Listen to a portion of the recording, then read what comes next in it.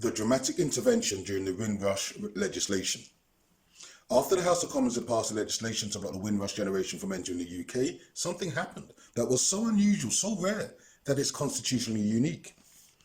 The Commonwealth Immigrant Bill first appeared in the House of Lords on the 20th of February. But then there was a bill, the West Indies Bill, that was introduced in the House of Lords on the 1st of March.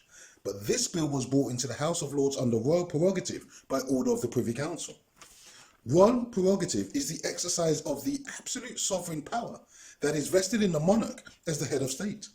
The significance of this is immense because constitutionally it is so abnormal, it is so irregular because it can subvert the will of Parliament.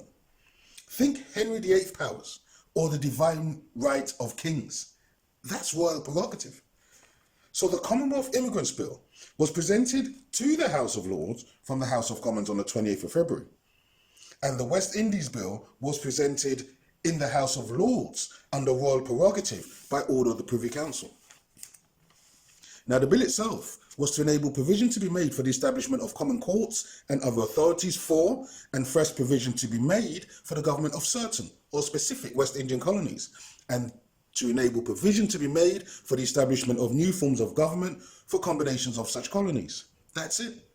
That's the bill. It's a very simple bill because its purpose is to simply make provisions for new forms of government in specific West Indian colonies. And you have to remember that the West Indies were British colonies and governed by the UK in 1962. In my next video, I'll go through some of the debates because that too is fascinating. But I have to lay the foundation in this video because context is very important. It is essential that you understand that the West Indies Bill didn't originate in the House of Commons, where bills are normally started, nor did it originate in the House of Lords, where bills can be started, but rarely do so.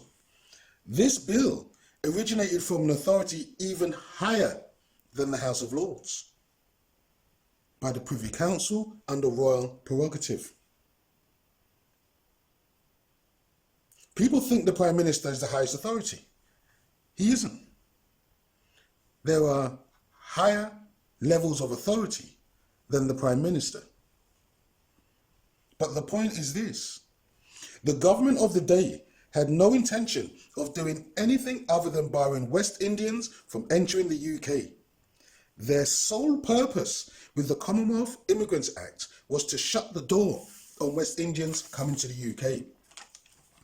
It was such a draconian and punitive piece of anti-colour legislation that the Privy Council felt compelled to intervene and invoke the royal prerogative and the exercise of absolute sovereign power, just to put measures in place above the will of Parliament.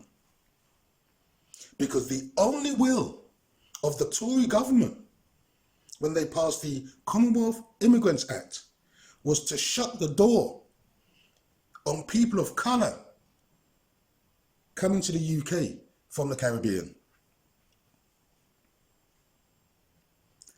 Thank you for watching. Please share and subscribe. More videos coming soon.